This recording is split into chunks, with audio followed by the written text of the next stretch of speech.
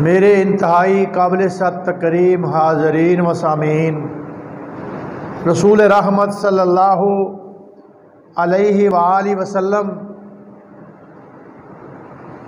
हर जुमातुल मुबारक को अपने सहाबा इकराम को वाज़ व नसीहत फरमाते। मर्दों के लिए हफ्ते बाद और औरतों के लिए हफ्ते में 2 मरतबा, ख़वातीन के लिए हफ्ते में 2 बार, मर्दों के लिए 1 मरतबा हर जुमातुल मुबारक को मेरे प्यारे महबूब अलैहिस्सलातु वस्सलाम तबलीग फरमाते, वाज़ो नसीहत फरमाते, इरशादात। और इसके अलावा हुजूर के फरमाने आलिशान का सिलसिला जारी रहता, जो अहादीस मुबारका के ज़ख़ीरा में मौजूद है। ये 24 घंटे जारी रहता और हुजूर की गुफ्तगू असहाबा सुनते तो वो दुनिया से ऐसे किनारा कश हो जाते कि कारोबार तक, लेन देन तक छोड़ के बैठ जाते कि हमें दुनिया की कोई शय नहीं चाहिए, हमें आखिरत चाहिए। इस अंदाज़ की गुफ्तगू यानी हुजूर की जो सिफ़त मुबारक है, व नज़ीरा अरसलनाका बिलहक्की बशीरम व नज़ीरा, हुजूर की जो रब करीम ने सिफ़त मुबारक रखी है कि रब की तरफ से डर सुनाना, जहन्नम से, आखिरत से और उन चीज़ों से जो रब ने मना फरमाई हैं उनसे दूर रहना। तो इस बात पर दलालत करता है कि ये गुफ्तगू तबलीग का सिलसिला हुजूर से सुन्नत साबित है और ये करना चाहिए। अरसा दराज तक बज़रिया लाउड स्पीकर ये सिलसिला चलता रहा और ख़वातीन अपने घरों में जुमातुल मुबारक को गुफ्तगू बड़े अच्छे अंदाज में सुनती। हमारी माएँ बहनें बेटियाँ, पुरानी भी बात है, और वो अपने मर्दों को भी कहती कि तुम भी जाओ मस्जिद में। मर्दों की निस्बत ख़वातीन दीन से ज़्यादा प्यार करती हैं और नमाज के एतबार से मर्दों से ज़्यादा नमाजी भी हैं। वो ज़्यादा नमाज़ें पढ़ती हैं, तिलावत कुरान मजीद भी ज़्यादा करती हैं ख़वातीन। जब वो करने पे आ जाएँ तो वो बड़े बड़े काम कर लेती हैं। तो ये सिलसिला तबलीग का फिर आहिस्ता आहिस्ता दुश्मन ने वार किया और वार से 2-4 किया, करता गया। उसने कहा इनके स्पीकर बंद करवाओ। ये ख़वातीन फिर भी उलमा की बातें सुनती हैं, तबलीग की बातें। स्पीकर बंद होने चाहिए। लाउड स्पीकर पे पाबंदियाँ, आपने देखा पर्चे काटे गए, सारे स्पीकर उतर गए। फिर कहा जी स्पीकर लग जाएं, सिर्फ अजान दे सकते हैं। अब अजान से भी लोगों को बड़ी बड़ी तकलीफ़ है कई जगह पर। और फिर उन्होंने समझा कि स्पीकर तो बंद हो गए, पर मौलवी फिर भी खुदा रसूल की बात करते हैं। कभी ये कुरान की आयत जिहाद वाली पढ़ देते हैं, कभी ये ख़ातमुन नबिय्यीन वाली आयत पढ़ देते हैं, कभी इश्क़ मुस्तफ़ा की ये बातें सुनाते हैं। इनसे खुतबा भी छीनो, अपनी मर्ज़ी के खुतबे इनके मुंह में डालो और ये अपने हमारी बात करें, हमारी दी हुई। तो बादशाह सलामत से गुजारिश है कि आप सऊदिया और दुबई को देखते हैं कि वहाँ पे सरकारी खुतबे होते हैं। तो वहाँ पे खुतबे होते हैं तो मस्जिद की नींव से ले के छत तक इमाम के लिए वो 17वां-18वां स्केल भी होता है, तनख्वाहें होती हैं और 1 मिनट स्पीकर रहने देना, बड़ी बड़ी होती हैं। और जनाब उसके लिए प्रोटोकॉल होता है, मस्जिद के खादिम की नौकरी तनख्वाह होती है, इंतज़ामिया जो होती है वो गवर्नमेंट होती है, मस्जिद के एसी का बिल गवर्नमेंट ने देना है, एसी गवर्नमेंट ने लगवाने हैं, जो टूट बाजे तोड़ फोड़ सब गवर्नमेंट ने करना है। और वो इमाम को तनख्वाह भी देती है, उनका हक बनता है वो खुतबे भी दिलवाएं। हमारी मस्जिदें घरों से बिल ज़्यादा देती हैं। गैस का बिल लो, शाह साहब आप गवाह हैं, बिल देते हैं सारे, ये जो भी पंखे चलते हैं बिल देते हैं। और मस्जिद के इमाम को तनख्वाह मुक्तदी दें, बेचारे मोहल्ले से इकट्ठी करके ख़तीब को मुक्तदी दें और ख़ुतबे गवर्नमेंट के सुनाए जाएँ। सुबहान अल्लाह, सदके जाऊँ डंकी साहब, डंकी के डंकी क्या नाम है उसका अल्लाह ही जानता है। अब जो उसने सिलसिला शुरू कर दिया कि रसूल रहमत सल्लल्लाहु अलैहि वसल्लम के गुस्ताखों को रिहाई मिल रही है जी, मलूना आसिया को भी रिहाई मिल गई, और अब फिर कल जो परसों फैसला हुआ है हाई कोर्ट में, सज़ा याफ्ता इकरार याफ्ता लोगों को फिर रिहाई मिल गई।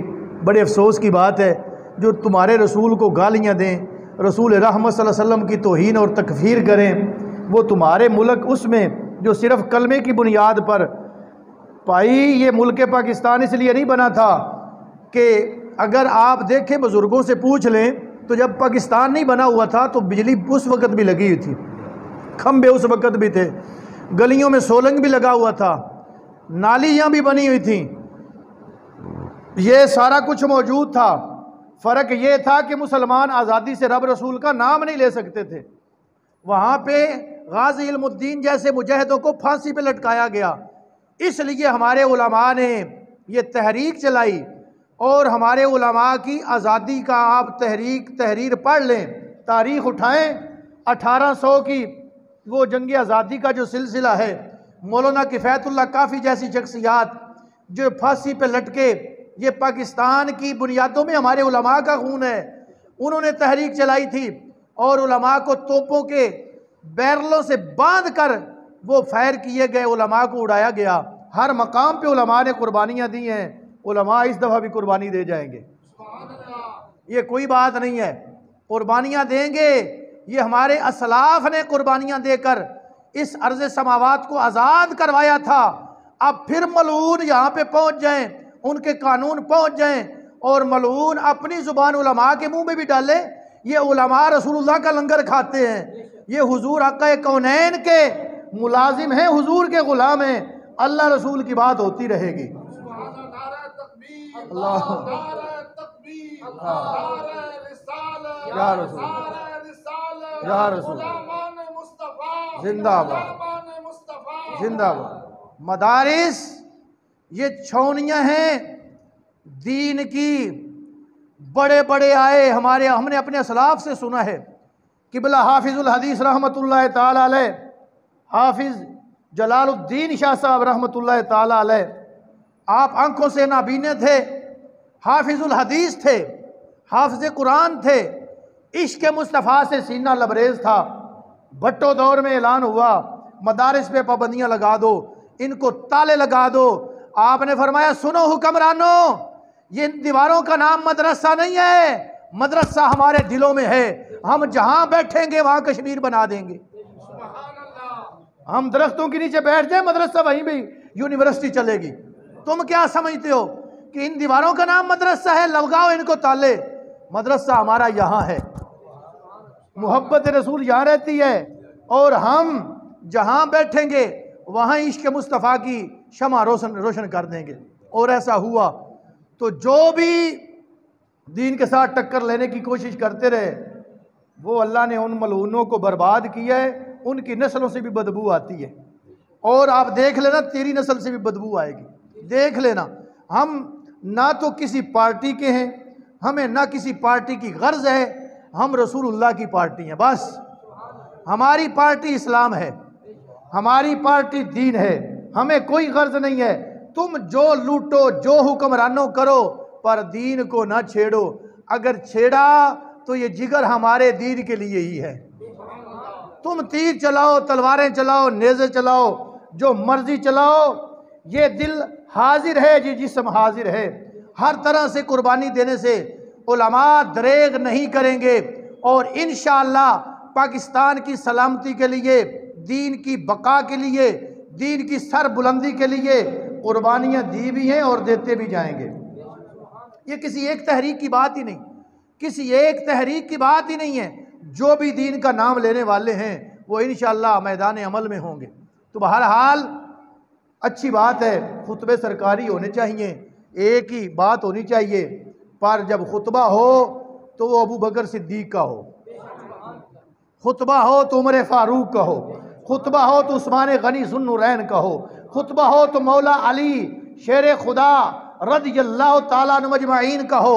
हुजूर के जमी सहाबा का जो नज़रिया था, जो अकीदा था, वो बयान किया जाए, और वो भी खुतबा हो, उस खुतबे में ये भी लिखा जाए कि 20 रमज़ानुल मुबारक को फतह मक्का हुआ, मेरे आका अलैहिस्सलाम के सहाबा का जम्मे गफीर है, और एक कुतिया ने बच्चे दिए हुए थे गली के कोने पर, चौक में, चौरस्ते में। मेरे आका ने फरमाया इसके बच्चे छोटे हैं, एक बंदा यहाँ पे खड़ा हो जाए, इस कुतिया को तकलीफ ना हो, इसके बच्चों को तकलीफ ना हो, कोई इनका रास्ता ना छीने, यहाँ पे रास्ता मोड़ लिया जाए, जब तक ये अपनी मर्जी से इसके बच्चे और कुत्ती ना चली जाए, इनको कोई तकलीफ ना पहुँचाए, दूर से गुजरा जाए।